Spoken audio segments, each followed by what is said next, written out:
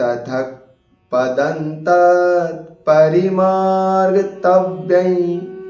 यस्मिन् गता न निवर्तन्ति भूयः तमेव चाद्यं पुरुषं प्रपद्ये यथा प्रवृत्ति प्रसूता पुराणी।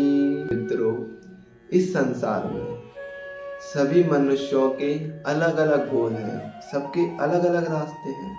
कोई कलेक्टर बनना चाहता है तो कोई शिक्षक बनना चाहता है, कोई क्रिकेटर बनना चाहता है तो कोई राजनीति में जाके राजनेता बनना चाहता है। कुछ ऐसे भी लोग हैं जो ईश्वर की भक्ति करके श्रेष्ठ भक्त बनना चाहते हैं, भगवान को ही प्राप्त करना चाहते हैं। लेकिन आपने देखा होगा कि बहुत ही कम लोग होते हैं जो अपने लक्ष्य को अचीव कर पाते हैं, शेष इस रेस से बाहर हो जाते हैं।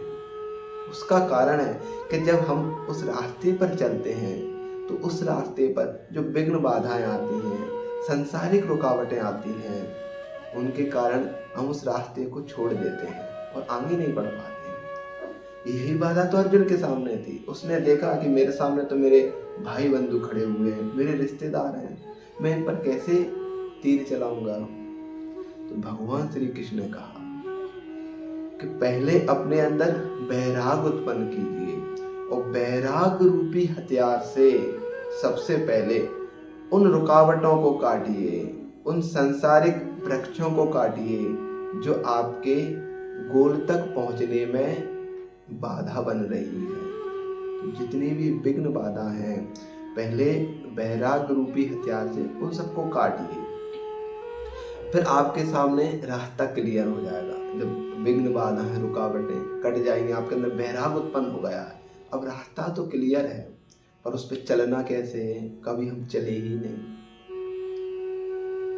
अब हमने ठान लिया कि अब हमको पीछे मुड़ के नहीं देखना है, लेकिन उस रास्ते पे चलना कैसे है?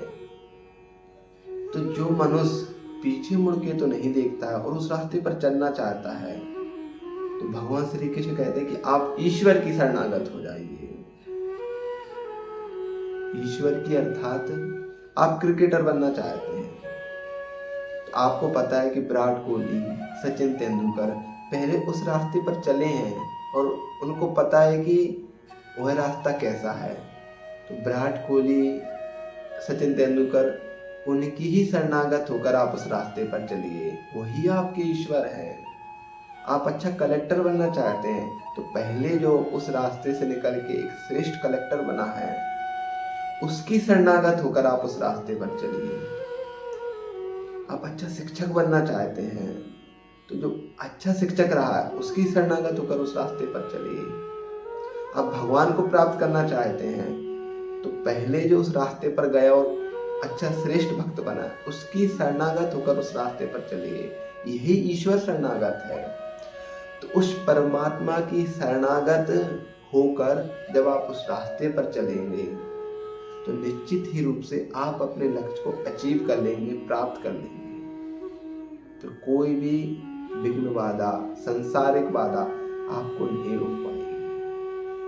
तो भगवान श्री कृष्ण आध्यात्मिक रूप से समझा रहे हैं कि बैराग यानी कि निष्काम कर्म में अपना सब कुछ समर्पित कर देना, और बैराग ही वो हथियार है जिससे मनुष्य इस सांसारिक वृक्ष को काटकर प्रभु तक पहुंचने की कोशिश कर सकता है।